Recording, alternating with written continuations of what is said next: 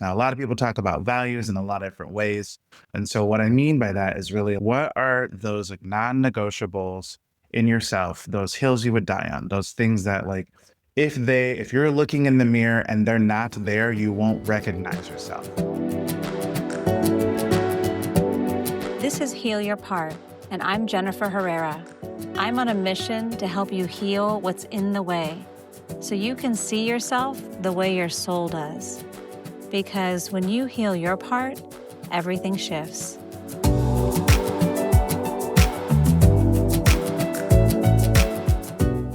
This is a special episode. I am joined by an individual that I actually met at a Crucial Conversations training certification in the midst of my hospital career. As soon as I dropped into his Zoom room, I was immediately drawn to him. His communication style, his articulation, his warmth. I just was so excited to learn from him. His name is Odell Mitchell III. He's an attorney, an executive coach, and a founder of a framework entitled 3 Kindnesses. And we get into it, and he shares all about it. His framework is rooted in safety, empathy, and diversity. Some things we really need right now. And as soon as he starts speaking, I sense you'll get immediately why I was so taken. You know those people that when you're around them, your nervous system just relaxes and you just take a deep breath and exhale? That's his vibe. And in full transparency, this conversation was recorded over a year ago, and the content is timeless, especially right now. He is a master in organizational development and leadership training, and there are many nuggets here that we get into that can be transformative for leaders. He clarifies a particular distinction that I was most appreciative how he expressed it. So let's get into it.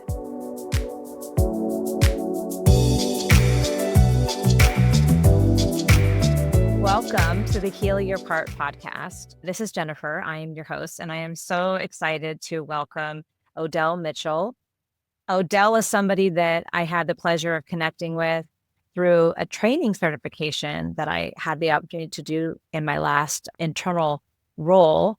And I was immediately drawn to you and your energy and just what I felt was a level of mastery as it relates to not just a training per se, but connecting with individuals that allow them to settle into themselves so that they can actually really receive the most out of the experience. And then afterwards, I got to know you more. So welcome, Odell. Thank you for spending some of your time with me. I know you're a busy man with a lot going on and a family and everything. So thank you for being here.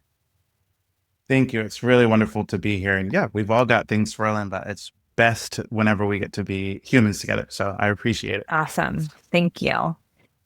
What I want to do just to get us right into it, invite you to introduce yourself to the audience, to the listener, and a little bit of like your background. But what's really interesting to me to highlight is what do you feel like gives a broad brush of who you are, what's inspired who you are and who you become, but also what has led you to this point right now? Yeah, sure. Again, thank you for having me. It's really, really wonderful to be here. And we're all so many things, right? The sum of our parts, I'd say. For me, there are a few things that people may know me for or see me emphasize. And so some of it is that I do legal work, especially in the entertainment industry, and have been doing that for a number of years. And then I also, someone who works, especially largely as a consultant, working with people in a space where a lot of it is like leadership development and executive coaching and things along those lines.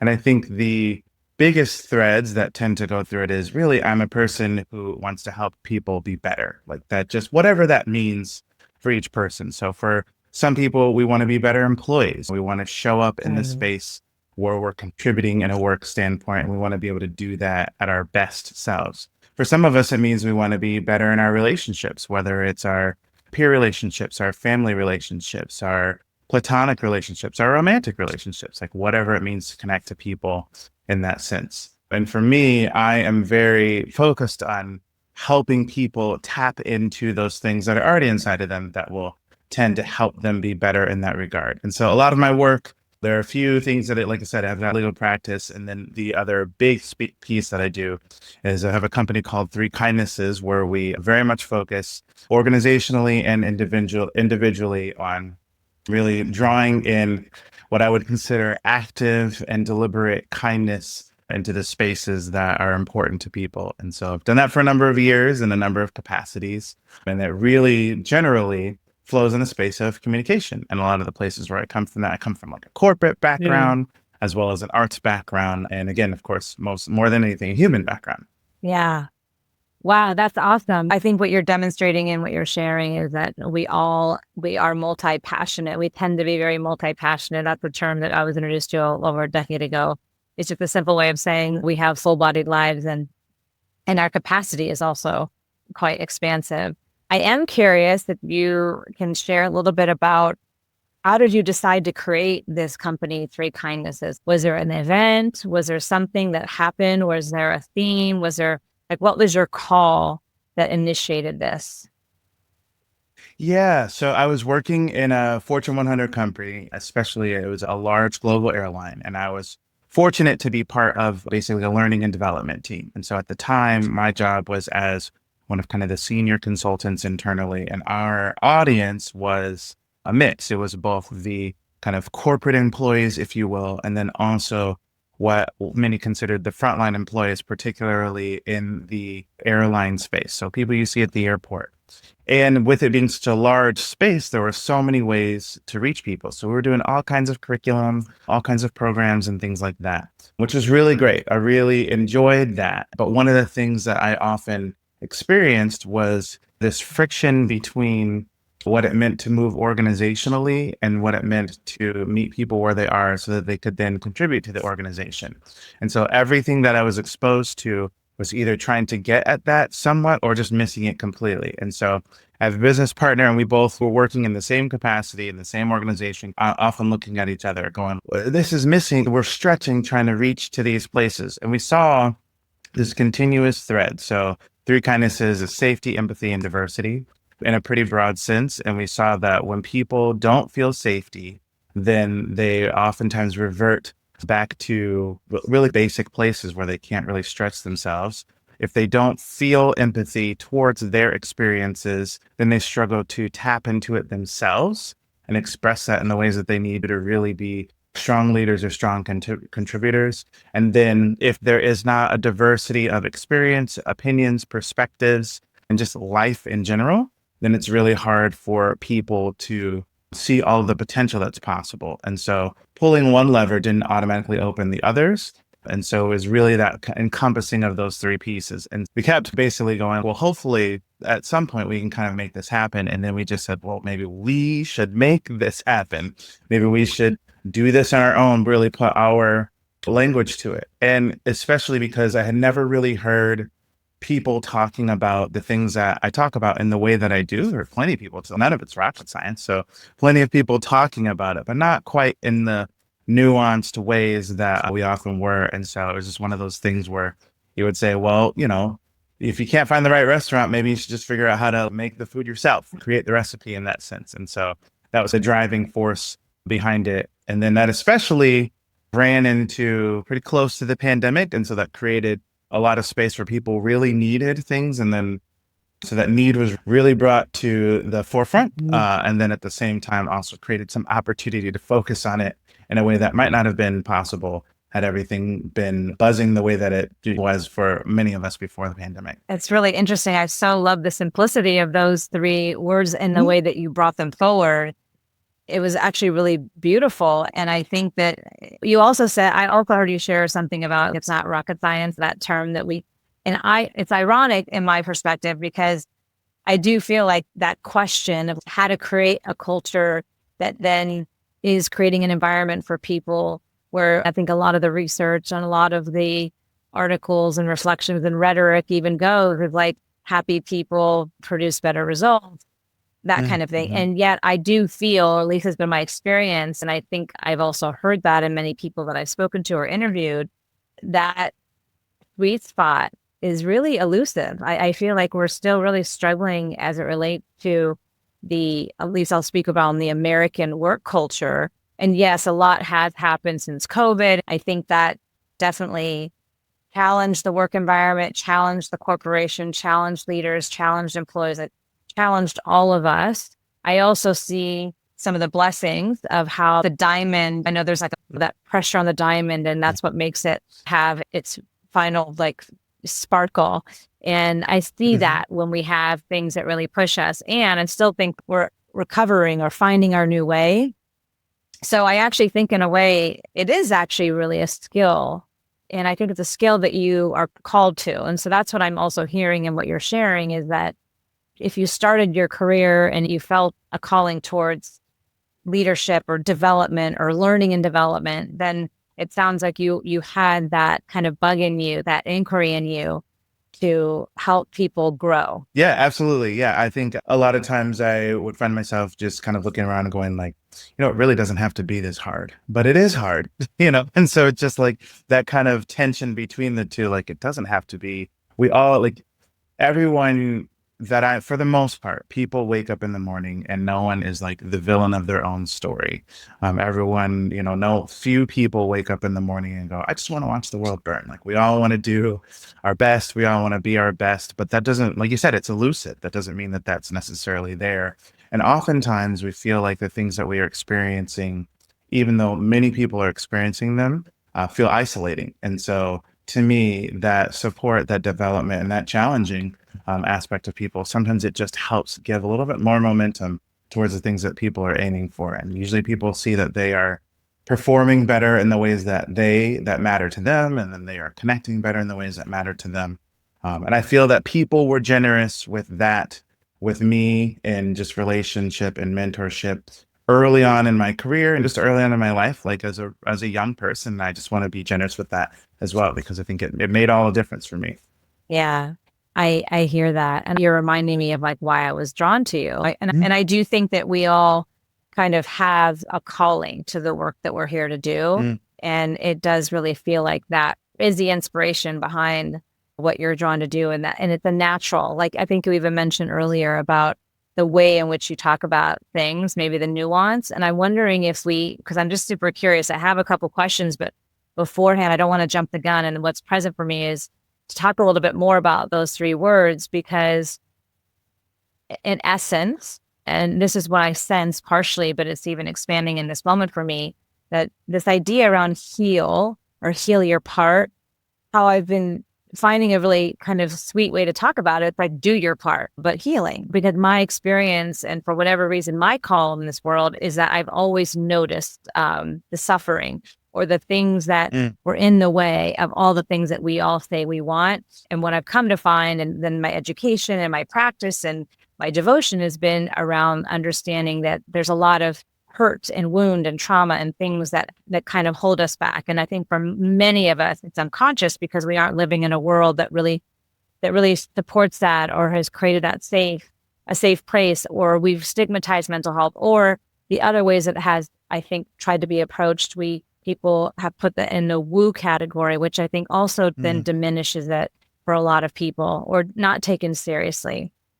As you're Yeah. sharing these three things, I think the simplicity of it is so beautiful. And I think that is a form of healing to anyone that's willing to step into that arena, if you will, with you. And I would love if you would share a little bit more about how you speak about those words. Yeah, absolutely. Thank you. I agree. Like that is the idea is I want them to be accessible. I can spend a lot of mind power and heart power in such things. Not everyone was, like you said, called to it in that same way. And so you never want it to be exclusionary just because it's so intricate. But at the same time, there's a robustness to it. And so when we're talking about safety, we really are talking about it from various angles. Again, things that are generally familiar to folks, but also maybe not put together in a way that they might be thinking of it usually. So the psychological and emotional safety that people need in order to be able to potentially be their full selves. If people Mhm. don't feel that, then they retreat to whatever patterns might make them feel safe. And so a lot of those are colored by our experiences, by our traumas, by our lack of resources, whatever the case may be. And so it's really hard to step out and even challenge yourself if you don't feel safe enough to do so. And so safety is really about the like knowing what it is that you need in a niche environment, what you need in a connection, in a relationship, and whatever the case may be, so that you can then step into those spaces. And then when we're thinking about empathy, we always think of empathy as like kindness with its work clothes on, is how we often say it. Excuse me. And so, in that sense, we really think about how it's not a passive thing. It really Mm. is to put yourself in the shoes and the frame of another person, other experiences, and really use some critical thinking and thus critical feeling to understand what those possibilities might be. Like, I can never know what it is to actually walk in someone else's shoes, but our world just moves so quickly that it's really, and it's not, we're not always encouraged to continuously consider things from other people's perspectives. And so, really to tap into that in that way. And then even whether it's even if it's not individual, even from an organizational standpoint, like organizations are made up of people. So like another thing we often say is that especially when we're talking about empathy, is like there are people inside of those people. Like there's people out here, but like the individual makeup of each really paints this larger, fuller picture. And then when we're thinking about diversity, it's from many different standpoints. I mean, many people have been really hit with that word in a lot of ways. And so people have differing ideas and perspectives. For some folks, it can be fairly loaded. One that's always really resonated with us, especially early on, and people talk about it a lot, but really now, but especially or even years ago, was really considering the neurodiversity of folks, Mhm. especially because that is oftentimes an unrewarded way in which everyone is moving through the world. Like everyone has this brain that is just powerful and impactful and just mystery to so many of us. And so the way in which it moves and the way in which those things really impact us are particularly key. Not to mention that our experiences are ever changing. The person that anyone was 5 years ago will certainly have threads of who they are now, but it's an ever shifting thing. Like who we are as people is not static. And that really contributes to the diversity we bring to like each day, let alone understanding the differing ways in which we might impact or be impacted by things and what other folks don't have versus what people do have, the abundance versus the scarcity. All of those really come into play and especially can be much more focally seen if we're approaching it with a lens of empathy. And so the interplay of the three, really, I find that again, everyone moves with that to some degree. But when we're doing it in a deliberate way, we really open up ourselves to being able to engage in a way that can really move things forward, but it's also familiar. It's familiar to us. So it keeps people from starting at zero, but it helps us have some momentum towards the things that are most important to us.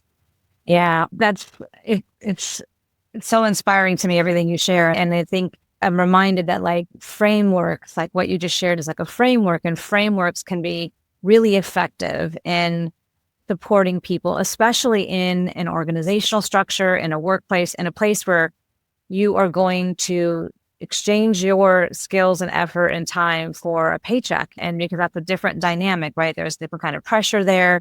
And then all the things that have been projected onto the workplace that also came from the way the workplace and what's okay, what's not okay, the way the word, I think the word professional has even potentially, I think, been weaponized and or not clear, or it means different things to different people. So that framework of, I just forgot the first one.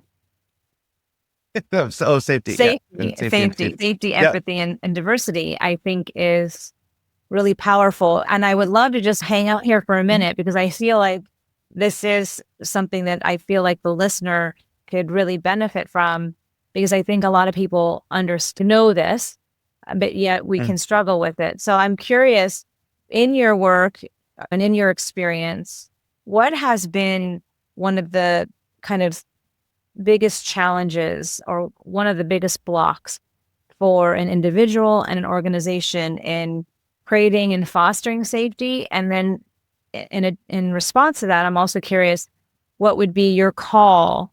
Like if you had a heart call or a call to action on an individual and an organization on what they could be doing to build that bridge toward the other, what would that be?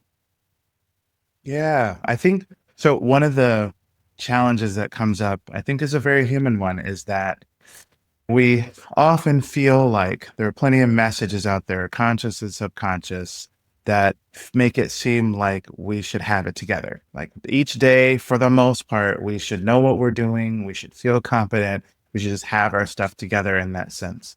And that is untrue for most people. We're all very skilled, we're all very capable, but I don't know about you, but some days I wake up and I'm like, who entrusted me with this? Well, who thought this was a good idea, So why me? Why, and so I think that a lot of us feel that, but then to express it in a genuine way is not often rewarded, especially organizationally. Like I think about when you think about people and the jobs that they have, oftentimes you are hired to do a job because you have a lot of really great skills and then also bring something to it. Yet anybody that I know who has been moving through I go, for your entire time that you've been in that role, in that job, in that organization, have there been any times when you've been like, I don't know what I'm doing? And like everyone's always like, yeah. And like, that doesn't mean that you're not qualified or not capable, but that's just part of the journey of being human. But very seldom do people feel, if I said that today to people, I don't really know what I'm doing today. Like there's not usually a lot of reward where people are like, oh, thank you for that. We're so glad to pay you for saying that you don't know what you're doing, like, so I just find there's not a lot of reward for it. So the undercurrent is just kind of this feeling of going, no, it's fine. I think I got it. It's okay. And, or just encouragement that if you are moving forward, you're moving more towards that. But I'd say the balance to that is kind of the call. And we've heard it plenty, that notion of like, it's okay not to be okay. Because if you are able to recognize that in yourself, in whether it's that moment where, whether it's a season of life, whatever the case may be, then oftentimes being honest with yourself about that and being able to face it then gives you the ability to actually address it rather than just papering over it or sweeping it under the rug, et cetera. And so oftentimes I find that some of the challenge is getting people to feel that they are able to really take an honest look at where they are, what they're reaching for, and how that's balancing. Because like you've said, it sometimes when people take an honest look in that, it might tap into some of their trauma, it might tap into some of their deepest fears. And I don't always feel courageous enough to face it every day, but it really does help. And so first getting people to see that there's always an opportunity to move forward. And just because you see an opportunity to move forward in yourself doesn't automatically mean that there's a deficit as well. It just means that there's more opportunity to do so. And that helps people frame it in a more positive way where they can see opportunity and they're eager to move toward opportunity rather than running from acknowledging what might be a deficit. I just want to chime in that, first of all, I love that. And I think a lot of people could be nodding their heads right now because you're reminding me, and I don't remember what initially kind of ignited this awareness in me, but this idea that when you are in a role, position, that you should already know everything. And I think I noticed that was a block as it related to sometimes the leadership development that was going on and the willingness to share what was going on for them or what reference points they had or things that this training was bringing forward. Because I actually feel that the exchange of a learning environment and hearing others is really where I think most of the learning can come from versus the one facilitator or the talking head at the front of the room. Because you hear something, you relate to it, and then you hear something from somebody that's actually often your peer, and they're sharing something that you totally relate to. And you're like, oh, I feel seen now. I feel like I'm not the only one to. And you're like, oh, I feel sizes that even just for a moment, right? Once you're in a job that you applied for, that you are skilled for, that means then you should know everything and you can never reveal that there's something you don't know. It's like so crazy, right? Yes, absolutely. And it's, again, when we slow down and think about it, we go, well, this just makes sense because anyone that I know is moving forward, people say we want to be challenged and that we kind of always want to be learning, and that, very few people say, I want to get into this role or this job or even this relationship and like just coast. I just want to stagnate. That's going to feel really good. Like no one really ever says that. And you go, okay, so if you're learning and being challenged, the mechanics of that typically means that in order to learn something, it means that you didn't know something. In order to be challenged, it means that you're building a skill. And so there's this interesting thing where, especially it's organizational, we say we want our people to be challenged. We want them to be reaching, but we also don't want them to be expressing that. Part of that journey means that you're learning because you didn't know something, or you're being challenged because something was increasing your skills. And so just helping people see that like those two things go together. So how do we shepherd both? How do we keep people from feeling like they're retreating back into only the things that they know, but that usually isn't fulfilling. It's just creating like kind of faux safety in order to be able to feel like you can have your basic pieces protected. But then also, how do we encourage people to understand that that is a great aspiration, to be learning, to be challenging yourself, to open yourself up to others so you can hear those things that are coming through in that way. And so I do find that balance is often just not brought to an explicit light. But once we see it, we go, yeah, of course that makes sense. But it just is not often talked about. You know what what I'm hearing you right now is I'm reminded that sometimes what I think can be so powerful is when somebody narrates real life to you. And Mm-hmm. then you're like, oh yeah, that is so true. But somehow, I remember a leader that I worked for, it was still like a mentor in my life. And he would say, you need to state the obvious. You need to state the Yes. Yeah. obvious. And that always stuck with me because I have felt like so oftentimes when I would do that, I would hear this like an exhale, right? Because it's yes, Yeah. but and I think it also helps take it just out of this dialogue that I do think we do have a negativity bias in our brains. And I do think we're really hard on ourselves. So I think if we're sitting in some idea that this is just some secret we have to keep to ourselves, then yeah, that's just an internal dialogue. And I do believe that we have an intrinsic divine intelligence. I also think we're socialized and we have an ego that can really try to take the wheel all the time. And that ego is just trying to protect us, right? And so Mm-hmm. and I love how you said no one's ever entering a job or a relationship just saying, okay, now I can just coast. And I'm reminded that even though sometimes learning new things can be stressful, can create pain on some level, however we might process it, I also think that the majority of people, when they learn something, they become inspired. They see an aspect of themselves they didn't know was there. I think it builds our self-esteem. And so I'm clearly inspired by what you're sharing. And I love that idea that just that broadcasting back that this is part of the journey. And maybe I'm even hearing wordsmith me here, but that just even removing this idea that learning and growth is almost like calling it, allowing it, noting it, planning for it. Like it was taking a stigma off of it and reframing it as a way. Because also I just remembered there's this different companies have different ways of how they bring out like new ideas and critical thinking and Mm-hmm. innovation. Innovation is that buzzword that's been around, right, for a while now. If people can't ever bring forward challenges, how will you ever create innovation? So I'm just curious, like how, if you were to, I think you shared some good things earlier about individuals, even just with that reframe or just being willing. Is there something that like if I'm an organizational leader, how can the organization, the structure, the culture, and then also how can I as a leader of others, how can I help foster and create that in my team, on my team? Yeah, I think so. Kind of going inward somewhat individually, and then I find that it cascades itself out. I think one of the biggest things that people can do is to really understand their values. So one of the things that we do when we're working with folks is like really do some deep dives into values. Now, a lot of people talk about values in a lot of different ways. And so what I mean by that is really what are those like non-negotiables in yourself, those hills you would die on, those things that like if you're looking in the mirror and they're not there, you won't recognize yourself. And those things are really, there's usually not a lot of them, like the real core ones. There's a few really core ones that each person brings.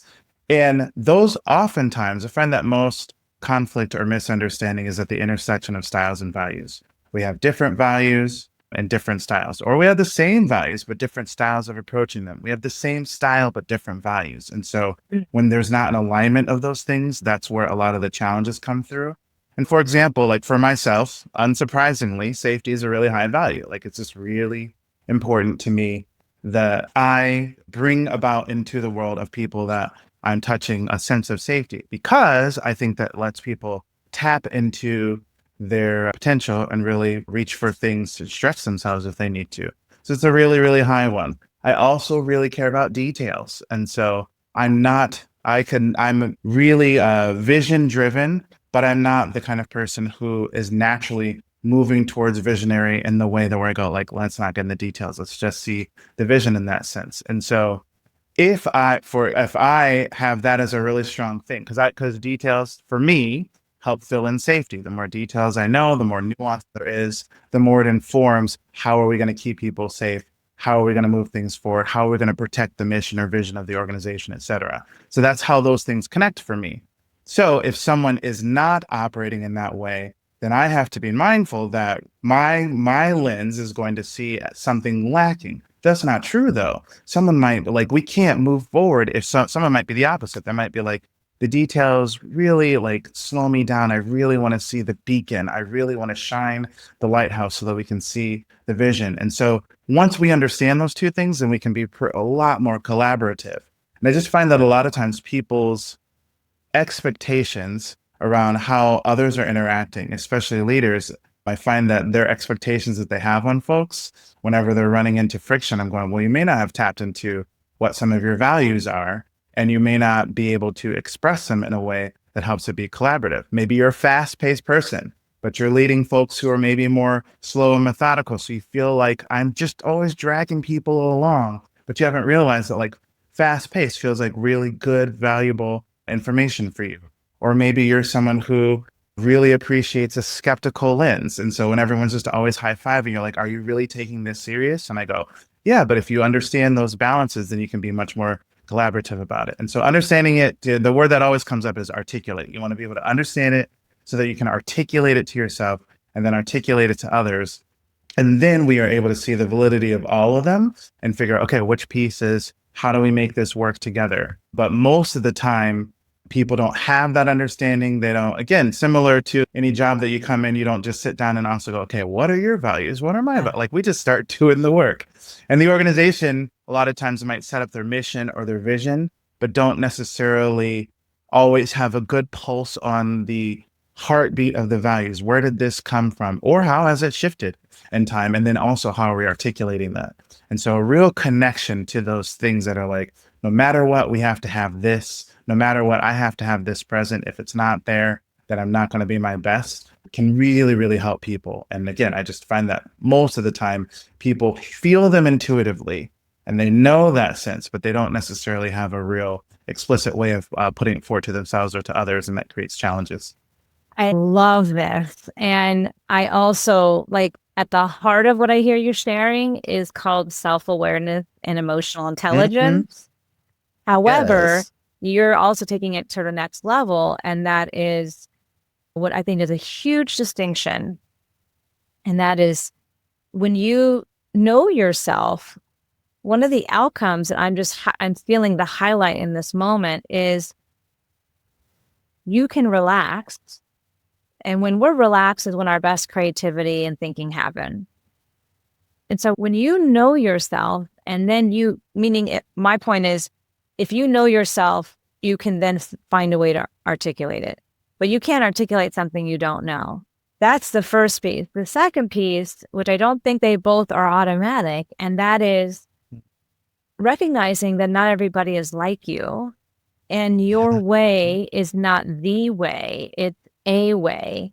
And even if you are in a senior role, that's a choice if you want to lead that way. I think we all kind of know it doesn't work per se. I mean, I think if you want smart, strong people that can lead and deliver results on your team, they aren't likely tend to be somebody that are just going to act like a soldier, like they might need to, which is very explicit in like a military situation. In the workplace, we're wanting people to do so many things, be so many things. And I'm now preaching to the choir, but I'm hearing like this, the safer the environment, the more they'll be able to produce. But that distinction of what I hear you offering is something that a leader can do and an organization can do, but a leader can do is know what your values are, know how to articulate them, make sure you articulate them, and then find a way to allow your team to discover, if they don't already, and articulate their values so that you can actively and consciously appreciate each other and also know how to work together. But so I know I like recapping what you said, but I think the thing that's so key, and you said it so beautifully, Odell, which is why I know that this is that nuance you mentioned earlier, and this is what drew me to you and when you were my teacher. And that is that the best one was if I'm somebody who is a skeptic, or what I heard some people can call it a critical thinker. And if people are all like moving on and they're cheerleading, then that might be like, did you all think this through? And so that's real for you, right? That's real for you. And honoring that, like nothing's wrong with you, but nothing's wrong with them if they aren't maybe approaching it that way. Am I tracking with you? Totally. No. Yes, yes, you are. You are. Again, because I think a couple of things that you said, I think really help get the pieces to it, because it really is about self-awareness is key. But oftentimes, to me, there's kind of two real pieces to self-awareness. There's like the what and the why. And so a lot of times people go on a journey to understand the what of themselves. But the challenging thing, sometimes the painful thing, depending on how far you have to dig, and the answer to the why is the why. So in a very simple way, someone might have a very low self-awareness and not realize that they are short-tempered, or they're like really sarcastic. They might go on a journey of self-awareness and really take on feedback and realize, okay, I'm pretty short-tempered, or I'm really sarcastic, or I really like kind of cut people down. Great. You've developed an awareness. But the deeper question is why? Why does that come up? What is it that brings that up? What does it do for you? And so sometimes that is a tougher question, because it might lead back to places of trauma or places where you didn't feel safe and where that became a reason to do so. And then just understanding that oftentimes doesn't automatically change it, but it might change how you go about moving things. And then also it lets you know when those values are being stepped on. And so, okay, I'm feeling a gap or a deficit here, and it's maybe coming out, I say splattering, like it's splattering over here in this way. And again, I have this awareness. Can I adjust that, or can I fill that somewhere else? So for me, again, I think about, because I don't just talk about it, it's very much of my life. So I think about, like, for myself, I am not what I would consider like a person who's particularly driven by adventure. Like I'm never the kind of person sitting around like, I've done it all, I'm super bored, I need a new adventure, and so I am not particularly drawn to that. That doesn't mean that I'm static. I love to do things and whatnot, but I'm just a pretty steady person in the way that I move through. And a lot of that is around some of the energy that I feel, and just like, the space in life where feeling some fatigue, et cetera. And also I've experienced a lot of things where I feel that I've been able to experience a lot of robustness. So I feel very fortunate in that way. And so for me, a lot of times if there's a lot of push toward, let's do something that's really exciting, a lot of, all of those pieces, I might actually feel a bit of like tension rise up around those things. That doesn't mean that the person next to me who's going like, we got to do something, this has got to be fun, we got to infuse some fun, is somehow wrong. It just means that it's maybe not pulling on my value in that way. And so it frees me up to go, you know what? I'm not seeing this from a light that isn't particularly attractive to me because it's wrong. It's just something that doesn't automatically resonate with me in the same way, which then gives me the opportunity to actually create more space for it. I've become much more adventurous by understanding that it's not a thing that I need as much as some people might do. And I also can be much more understanding and give space for people to do it, rather than just going like, let's calm down, let's calm. I always want to calm, everything's chill. Like, no, some people need that energy, they need that excitement, they need that invigoration to know that they're alive, to know that it's worth being here. And so it really can help balance some of those things when rather than running into it and going, this isn't a thing that resonates with me, therefore it's wrong. And we often feel that pull in that way. I think it's been said off by a few people that we live in a time where we have a crisis of certainty. I think Jordan Klepper from Daily Show was talking about it recently. And people feel very sure of what they see and what they're experiencing. And I certainly don't want people to feel unsure of themselves, but that sure like feeling sometimes can create blinders to what are the experiences of others, and there's space for all of it. And so understanding our own values, our own styles, it can really give a lot of space for other people. And I know it's that what and also that why. Why is this important to me? Why am I reacting this way? Why do I need this thing? And if I can't get it here, if I understand the why, am I trying to pull something from a space that isn't there? Am I, if I'm a leader and I'm like, I really don't feel like we're accomplishing much right now. And that's really draining on me because I'm an accomplishment driven person. But maybe we're not in a space of that. Maybe we're in a space of building right now, but I'm really driving my people to give me accomplishments. Well, maybe I need that in my life, but I need it elsewhere. I need to find something right now that's going to make me feel accomplished because we're in a space where we're building and we're not getting that elsewhere. And rather than pulling that out of my people when it's not there, I might be able to balance it in those ways. And so that awareness, that depth of awareness can really help us bring the right things to it in that way and just help us move together rather than move apart. Wow, those are some really powerful examples and puts it kind of under the microscope to see, if you will, whoever's open to that, to see like those kind of clear examples, how might that be running inside of you? I think that point about my way is okay and it doesn't mean another is wrong. And I think that kind of what sounds very simple is not easy for us humans because Mm-hmm. we are brought through a world that likes to use polarity as a way of finding some sense of certainty, because if I can make it clear Mm-hmm. cut, then I don't have to keep wondering about it. Sometimes we equate that lack of knowing as that's not okay versus being in the curiosity versus recognizing that but our brain is wired that way. I was doing a mindset hour on a group yesterday, and I was reflecting to them, like, it's a very natural tendency for our brain to want to understand. And that as a result of that, we actually do draw conclusions because we are wanting to also conclude the understanding, you know?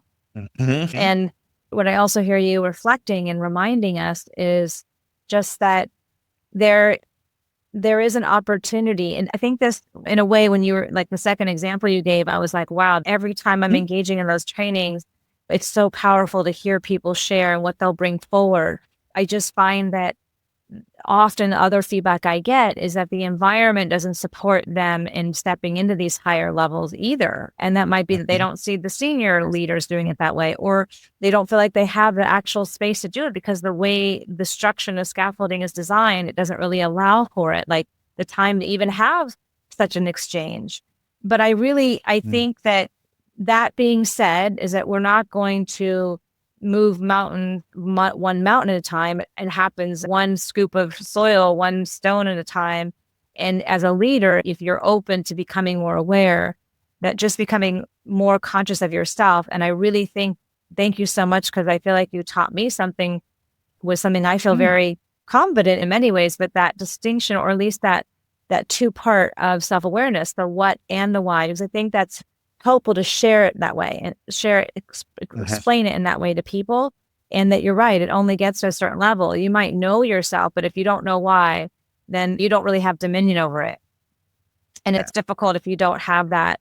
In a way, I'm coming full circle, because I feel like that's the whole purpose of this podcast, is my heartfelt desire to normalize, even though I don't love that word, but to make it more accessible, to show all the ways that not only is healing occurring, but all the ways it can occur and what we are capable of, and not to turn our back, or to even pass by the opportunity. Because I think a lot of people are suffering, and I think a lot of people are not living the life that they think they wanted or want, but they feel trapped in the life that they designed because of the way that it was set up, in a way, for them, what was available to them, what they believed was available to them. And I think that call, why people talk about purpose and legacy and all these things, is because I think that's also a universal norm, that people have something inside of them. It's not just about working for 50 years and having a retirement and procreating and buying a home. Like, I think that idea of a good life is a very linear path that many people, Mm-hmm. especially today, are not actually even seeking. So anyways, I'm getting on my pedestal, or my soapbox, but I think that Good. that's why I'm doing this. And I'm so grateful that you share these things. I think for leaders, this idea around safety and how your own safety and creating that for yourself versus thinking that you don't know how to do it, or you need an instruction manual, or you need someone above you even to create it, like that you can create that. And you shared some very clear ways on how. And that as an employer, someone who works for a leader, how you can participate in that. And it also, I think, what's built into that is taking action, but taking risks, and risks I say are because they're risks likely for you if you have not done that Mhm. before. You're waging Okay. something. Because for me, that's not a risk. I have other things that would be a risk. But if you haven't participated in that kind of self inner knowing and then expression as a leader, it will feel a little kind of new and perhaps uncomfortable. Also, because I think we all think we're supposed to know everything, going back to what we said earlier, Yeah. right? Especially leaders. Oh my God. Never admit that Yeah. you don't know what to Exactly. do with this employee and or whatever. Yeah. So much good stuff that you've shared here. Because I think I could talk to you for another hour. Um, and maybe let's move just to diversity and Mhm. how you and I love how you shared even the neurodiversity. Like there is so many ways that has been defined now, and I think it's become much more Yeah. expansive. But if you were to simplify it and share a little bit about for an individual versus an organization, and for me, when I talk about an organization, there is the aspirational, and I say that because I think Mhm. organization is built up of people, it is complicated because people are complicated. But if you were to think Mhm. about it, a leader in an org and then an individual contributor inside an organizational structure, what how can they be thinking about diversity and or how can they be participating with that reality? Yeah. So I think for one, the active participation in diversity, really kind of from any standpoint of all the things, safety, empathy, I think it comes with a certain level of discomfort that just might be part of it. And that's okay. I just think that from what I have found is that there is a journey of figuring it out that is really continuous. There's so much information from any standpoint that has been either withheld from people or refrained for people before they were able to step into it. And so it is often the place where people feel, not to say like least educated, but like least knowledgeable about what, and so thus a lot of times stepping into that can feel particularly fearful. So I always say like if the idea is that we want to draw people in and we want to see the people inside of those people, then it really opens up kind of the world from it. So for one, from an individual standpoint, just really noticing people and like the way that they move through the world and just the way that it's different and giving yourself permission to do that. There's so many undercurrents that have said that like noticing the differences in people are negative. And there has been a lot of history that has shown like the way that pulling those things apart has led to a lot of negative outcomes. However, we are just all so different. And that's one of the things that makes us so robust and brings us together. So I often think of it as, yeah, if you're just looking at all the different petals of a Mm, flower, like they're all very different, but they all contribute to this beauty. And you see it as more beautiful the more you notice all the petals rather than just going, that's a flower, and I'm not going to pay attention anymore. So individually, just noticing the differences. For me, I really pay attention. I really try to pay attention. And I think that's hard to do in our world today because there's just so much kind of going. But really seeing those things, and especially as connected to what we've said before, and also slowing ourselves down and tapping into the empathy that's connected to it to say, okay, I see differences in people and I don't automatically equate them as something either that I shouldn't be seeing or something that is bad. I'm just open to the robustness of humanity. So that really helps. And then I think that it's in a lot of ways, it is kind of the same old chestnut, but it's still the thing that it's a continuous challenge for organizations is going, I mean, how is it possible for us to represent the different aspects and streams of humanity that are going to contribute to this organization in a positive way while like pulling those people in? It's really hard for us to reach everyone, to bring in everyone, to represent that if we're not actually giving all of those people voices, if we're not giving those people places, if we're not giving people the opportunity to speak in those ways for us to just be able to listen as an organization. And so that's really, really key. And the real permission that I think organizations need to give themselves is that that is a journey that you decide to go on. It is not a destination. You never arrive at it. It's like, many, many skills that people might take on as over time, they just get better at it. But I don't know very many people who are cooks or who are like a singer or someone who plays golf. Like those are the kinds of skills that people just like practice over their entire life and they tend to get better at them.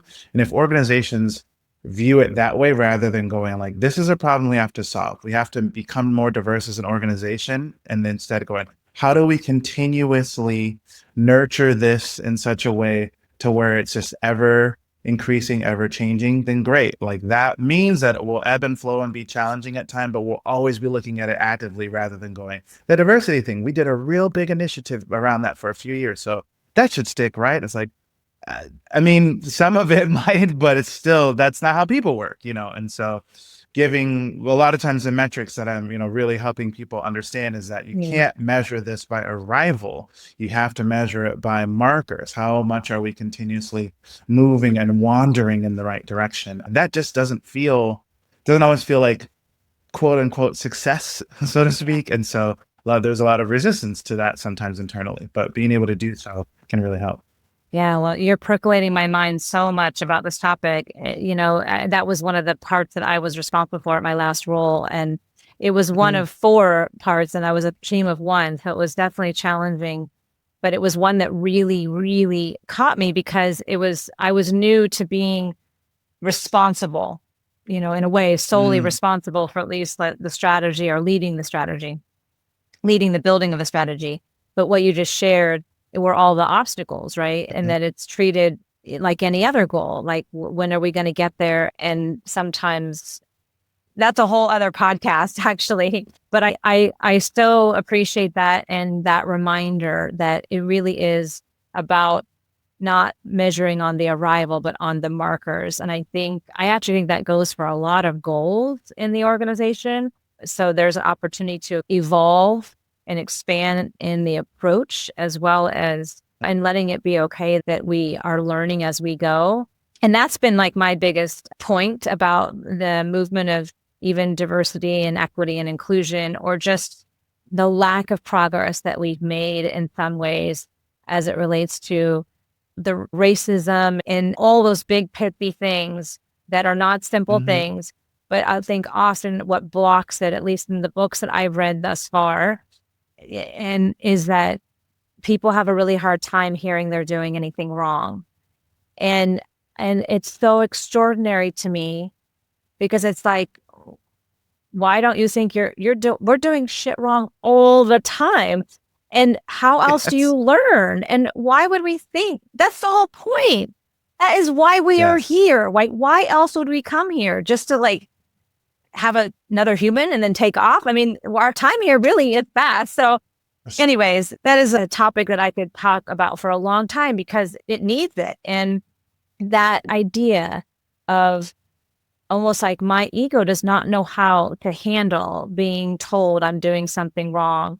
And in a way, it really goes back to, I think, what you're offering around being able to know what your values are. Because when you start to become self aware, then you actually strengthen that muscle and you realize Yeah. you can find a real experience of humility. That's kind of like how I experience it. No, I think that's really great because one of the other things that it makes, like the fact that it's hard for people to hear that they're not doing something right or they're possibly doing something wrong. Oh, yeah, that's like baked into the challenge of the message. I mean, like you said, there's, plenty of other podcast time that could be spent with it. But one of the things I do think is key is just for people to understand that, especially when it comes to diversity, there are a lot of like institutional and systemic things that have been set up actively to make it hard for us, to move toward it. And the image that often comes to my mind is if there was like, a large inferno, a building is like on fire, and we're in an old school fire brigade, like passing buckets to one another. The hard part is when someone like you've been, passing buckets, you've been dumping it, your arms are tired, all that you feel all the effort that has been put on, and the fire is still burning, and then someone comes and basically says, yeah, what you're doing is not enough. That just feels really hard for people to hear, even though there's actually some truth in that. We're going to need different tools to fight this. We didn't set this fire, but it's going. And so now we're trying to address it. And we're doing it oftentimes with inadequate tools, the buckets of water, so to speak. And it's like, it's not undermining the efforts that go there because we have to do this. But at the same time, it's totally understandable to go like, this also isn't quite enough. And so sitting with that tension, that's why I say a lot of times there's some discomfort in it, because even when we're putting, I mean, you would know this, even when we're putting lots and lots of effort toward it, it feels like all I still feel is the heat from this fire. I feel like I've just been throwing so much on it and it's still just burning really, really bright.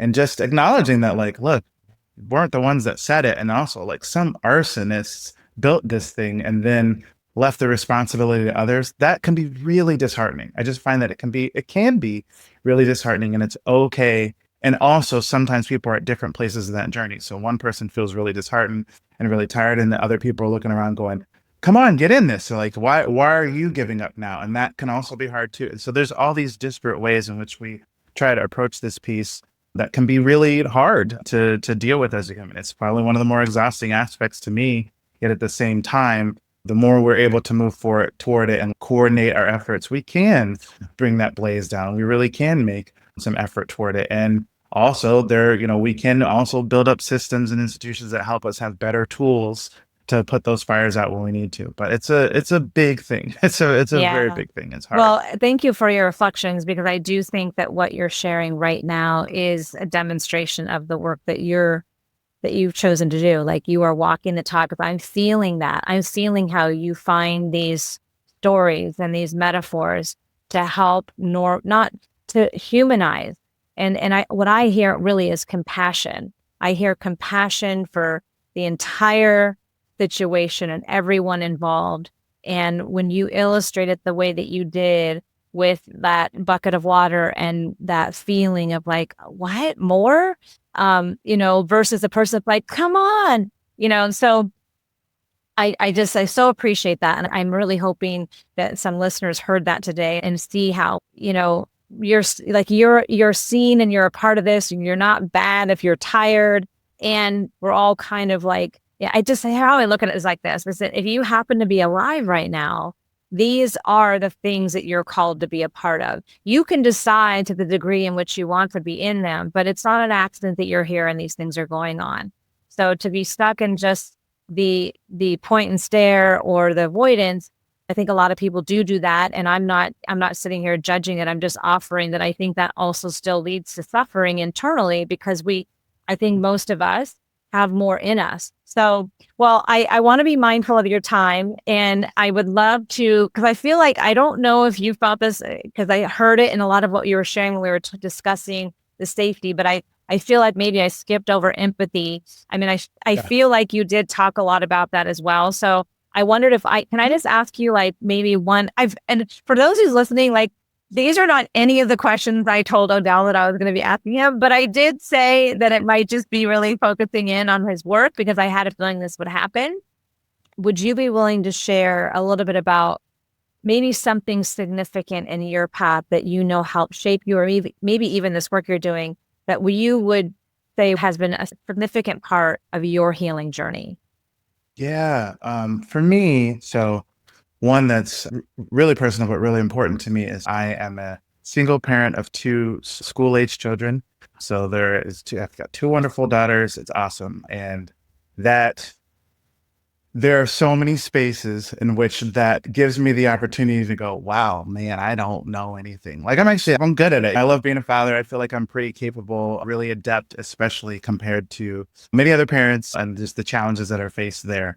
But I do find it gives me such an opportunity to continuously practice all three pieces. One, I really want to, like, I'm in charge of safety, but it can't be the safety that I need. It's got to be the safety that, like, they didn't ask to be here. So it's got to be the safety that other people need. And that's got to be the safety that really, and it's ever changing, as they're growing, et cetera. So I just feel like I'm constantly really trying to understand that. And especially when you have people who are young enough to maybe not articulate that, to feel the need as strongly as anybody else, but not articulate it in the same way, it really keeps it present. It also works the empathy muscles really, really heavily, because, if you've just been around decades longer than someone, you've seen a lot more things. And so and that really helps me understand that, what is a really difficult day for someone else may not be a really difficult thing for me, but it's the day they're having and it's the experience that they're having. So, like, one of the worst things you can experience is whenever the person, someone that you care about, they say they care about you, and you go, "Here's the thing that I'm experiencing." They go, "What? You're dealing with that?" And they just swat it away. Like, that's really, really hard. Even if something might feel small, it might just feel like, "Oh, this is a 7-year-old problem," but like it's really, really big. And so it really works those pieces. And then also just understanding that even some, like, two people who are an extension of me are so different from me at the same Right. point. And so to see them for who they are really, really works in that way. And so, like, I obviously, like, never set out to have my life be that way, but it really is one of those spaces that I find that I've become a better everything because I've had to be, but also because I really want to be. But then also it helps me know where some of the draining is, where I'm just like, oh, I'm really tired in these ways, or I'm not getting these things in this way. I have to look for this space in my life. I have to create these things. And so it really helps me interact in that way. And so for me, like, plenty of people move through the world in different ways. Just when I think about, well, what is the thing that keeps me in the laboratory of this pretty heavily right now? That actually is one of them. And I think I find from my experience that it's a unique one for a man moving through the world to have kind of that experience, especially all throughout at this age and kind of looking at things from a nurturing standpoint and just really embracing it in that sense. So I appreciate it. I always like to get to speak to it because it really humbles and challenges me, but has made me grow so much in the last few years. It's beautiful. And I also feel like you just gave a lot of dads some really wonderful things to think about, advice, ways of potentially approaching it. And as in total, as I'm like thinking about our entire conversation, just being able to spend this much time with you, because I don't know that I've ever had this much time with you one-on-one, is just there's a level of generosity that I really feel that it comes from your spirit. And I say that not just as being the recipient, and obviously for anyone listening, but I feel like how you walk through the world is more generous than the average person. Not that means you're better. It's just I feel like your temperament, your choice, maybe the insight that you came here to expand on and learn. Because I do believe in nature versus nurture, but that's the word that's really present is generous. Because I think that right now we're not taught, most of us, to I think we're still kind of confused and hurting and trying to protect ourselves, that we don't always get beyond that. And then if you're somebody who does try to focus on yourself or do work on yourself, then that gets put in like this, like the selfish bucket or that kind of nonsense, Mm. right? And so we just perpetuate the same challenge. And what I hear you sharing throughout this dialogue are all these different ways that we can approach being in a human life, being a citizen, being a leader, being a team player, being a parent. Those are all the ways that one can approach it if they wanted to. Thank you for our time and for giving me a Of little course. extra time. And I'm just wondering, where can people find you if they want to connect with you, if they would like to maybe learn more about you, if they maybe want to invite you into their organization? What would that look like? Yeah, so there are a few places. So threekindnesses.com, all spelled out. That's a place where is a good hub to kind of find information and then also connect. Like, all the messages that come through are read by real people. And so that's a good place. I'm also fairly present on Instagram. And so Odell, comma, ESQ, all spelled out. So Odell, the word comma, and then ESQ, all spelled out as the tag. And so oftentimes people connect there. You'll see kind of all the things happening there. That's a kind of the whole perspective. Same thing with LinkedIn. You can find me. I'm Odell Mitchell III, so not too hard to find because there's not very many of us. And so those are some of the places. And then I just generally, I'm here in Chicago. I like to be out and about and in the community because, like you said, I want to be generous in that way. And so anywhere that you do see me, please feel free to say hi, say anything, because I just think that we are all in this together. So those are some of the best places to connect. And I'm happy to, always happy to. Beautiful. And I will also make sure that all of those go into the show notes. So thank you, Odell. I appreciate you so much. And I have a feeling if you're interested, we'll be seeing you back here for more conversations. Well, I would love it because just so you know, this to me, this space represents what you have told me you want it to be. You know, you talk about me being generous and these things, and that is just so kind. And I go, well, those can come to, they can rise to the surface, and this goodness can rise to the surface because of the space that you've created, because of this mission that you are, this calling that you are really true to in yourself. And I think we are all better for it. So I'm glad to be a small part of it, but I think the community that you've built around it is really raised for it, and happy to contribute however I can. Thank you. That's so sweet. I Yes. received that wonderful Good. reflection. Okay, thank you. And that's a wrap. I hope you enjoyed this conversation with Odell Mitchell. I hope something in there landed for you, whether it was the idea of safety as something you can actively build, or that two-part lens of self-awareness. That was the one I love the most, that what and the why. Odell has a way of saying things that feel both simple and profound at the same time, and I think that is a mark of someone who has really done the work. I am so grateful he said yes to this conversation, and I'm also grateful that you showed up to listen. If this episode moves something in you, please share it. Send it to a friend, a colleague, a leader you know that maybe it could be helpful for. And if you're listening on Apple Podcasts, a review means the world. I'm just getting started. I'm a one-woman show right now, and every little bit helps. You can subscribe and find us on YouTube, Apple, and Spotify. Just search Heal Your Part and hit subscribe so you never miss an episode. Thank you for being here. Thank you for doing your part. And as always, when you heal your part, you help heal the whole. Until next time.